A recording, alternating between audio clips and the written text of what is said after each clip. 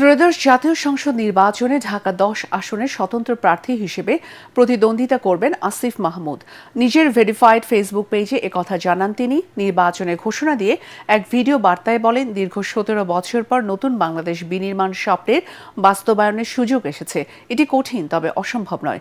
কোনো রাজনৈতিক দলের পৃষ্ঠপোষকতা, কর্মী, প্রয়োজনীয় অর্থ ছাড়া শুধু জনগণের সহযোগিতার সমর্থন নিয়েই নির্বাচনের মাঠে লড়তে চান বলেও জানান সদ্য পদত্যাগ করা এই উপদেষ্টা।